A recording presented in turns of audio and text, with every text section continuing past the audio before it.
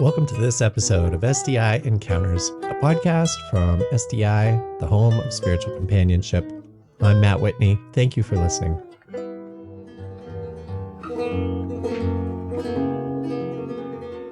Learn more about our work and the work of spiritual companionship on our website, sdicompanions.org.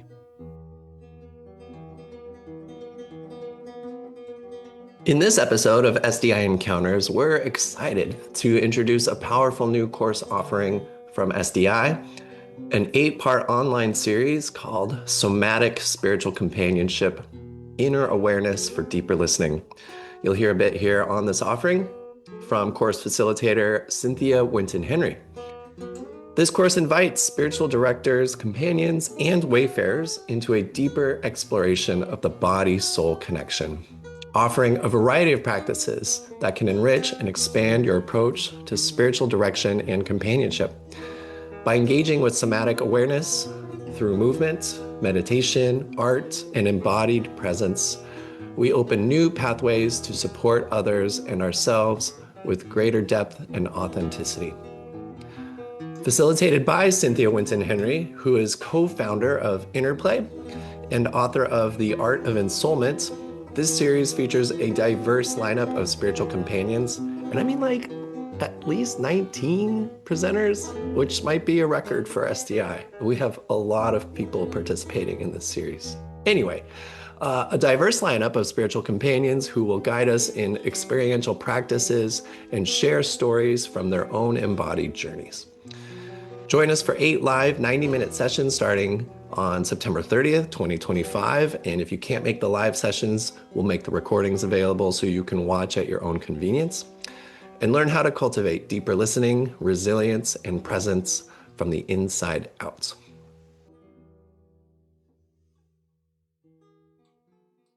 So, Cynthia, this course is on somatic spiritual companionship that we're planning. And I wonder if you could speak a little bit about what that work and practice looks like for you and what it might look like for spiritual directors. Thank you so much. I am really, really looking forward to being part of a community conversation and exploration of what does that mean? Really, what does it mean to be a spiritual companion in body and soul? So somatics is really a term that's being used now more in academia, but for many of us, it's really this question that a lot of us are intersecting with: mindfulness practices, creative practices, trauma informed. The work of trauma right now in our field, we know how important that is. And it's leading a lot of us to look at what happens to bodies, what's happening in the neurosciences. But below that, in spiritual companioning, is this grace field of the body, this grace field of body and soul, where we feel so connected when we're earthed, when we're, with the trees and the plants and the beings. And when we're in a creative practice, whether it's dancing or singing or writing or telling a story, those are somatic practices. And when we get to pay attention with our to what happens to us and what's happening with our companions, those that we serve or witness, and when we have some tools and guidance and assurance about how to listen, to the body and soul of a person in a friendly, easygoing, incremental way. That is a joy. And those people who are really comfortable and have tools to offer, that people who have been listening for quite some time on the level of the body, right? These people are, really wonderful guides for us right now. And I have a whole bunch of people that I've been connected to in my over my years of practice. This has been my main area of study and exploration, that have wonderful perspectives. I think that in the Spiritual Directors International, there are probably a lot of us, but this area, this way of calling in our companioning through our body wisdom may be yet still another wonderful way of claiming for many more people in our community. I would love to have people who are both right inside this wisdom bring themselves in and also people who are new and like still very curious about what does that mean? What does this mean to have a somatic practice in spiritual companioning? And maybe we can give some clues and ideas and hear some stories about how that's working for people. Yeah, beautiful. Thank you. And this is exciting. I wonder if you can offer, like, what are some specific types of activities that participants might expect in the course, or if there's particular tools they might get to experiment with or practice with Yeah. and take away. Thank you.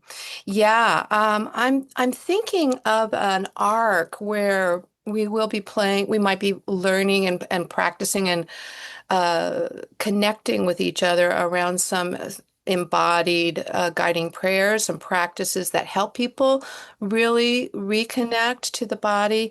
I'll be offering in each session some. I'm the co-founder of Interplay, and this practice is the organizational name is Body Wisdom Incorporated, and it grew out of my teaching in a seminary at Pacific School of Religion for quite some time.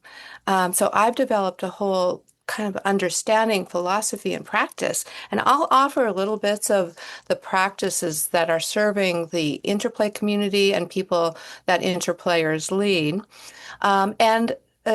These will involve really gentle, incremental exercises that have to do with movement and our voices and how our storytelling, how we tell stuff, and how embodied that is, and stillness and other forms. And then we'll be I want to have some time for people to really do some hearing and listening to how people see somatics playing a role in ritual and prayer. So we'll have we'll have some explorations around that, around our relationship with eco-spirituality. I have some wonderful people who are really steeped in the body wisdom of our connections to Earth and how important that is right now around grief and death.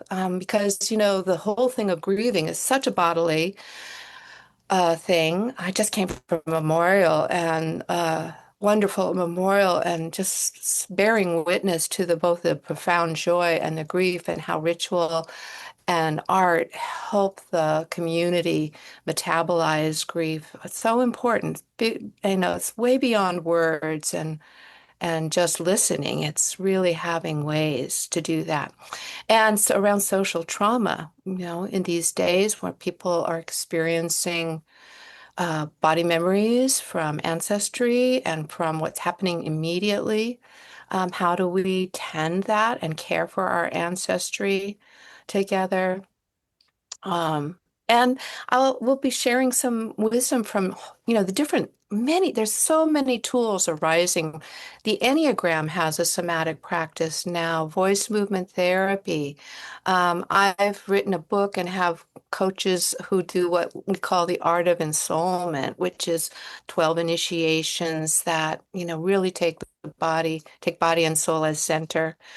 Many other little, it's just sort of giving people a framework for and a blessing really for tools that you are practicing. Really contemplative life it's an embodied and souled practice. So you don't really have to move out or get get too tooled up. It's I think in a lot of ways we just need to have care for this. And I also will bring in some people who are supervisors, who offer supervision for somatic spiritual companionship already. And so that you'll be able to meet some people who are listening in to the companions and caring for us as well. That's a kind of arc that we're looking at, and yeah, exciting. It is exciting. What I hear is it's just a lot of affirmation for folks and really maybe some language to, scaffold what they already know to be true, but to like affirm and bless them in what they are already sensing about themselves and how they're in the Yeah. world. And, I think too, this really deep consideration of the body wisdom of anxiety, or, when our bodies present anxiety or fear around the body, that is body wisdom.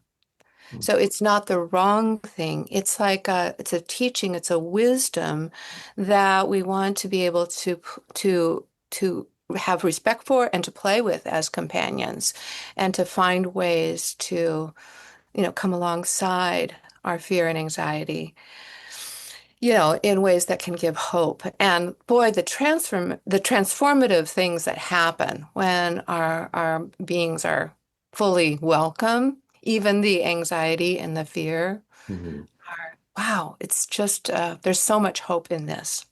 Mm. Yeah, beautiful. That's exciting. I hope people take that to heart when they hear this. I hope so. It would be lovely to have a really wonderful and full conversation and connection with people. Cynthia, what would you say to folks who might be considering taking this course, who might be on the fence, wondering if they should join, what they can expect from you? Would you like to offer some kind of welcome to people who might be considering participating in the course?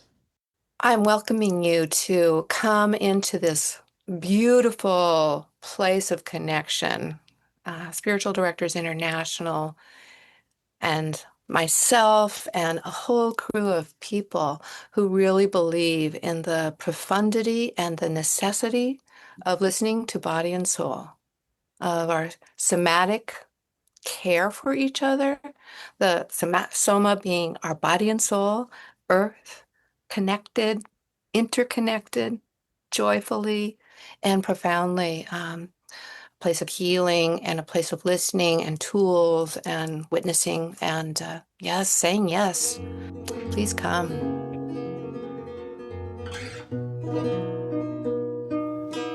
If you're enjoying this podcast and you want to help us share and spread the word about the life-giving practice of spiritual companionship, you can help us out by subscribing to this podcast on our website. You could give us a like or even write us a review. Thank you for listening. This is Matt Whitney with Spiritual Directors International. Thanks again for listening. Your time and your presence here are deeply appreciated. If you liked this show and would like us to continue making them, please do subscribe now while it's fresh on your mind. Also, we would love to hear from you, so please feel free to send in your comments and suggestions to the email address podcast@sdiworld.org. SDI is the home of spiritual companionship. Learn more about us and our work on our website, sdicompanions.org.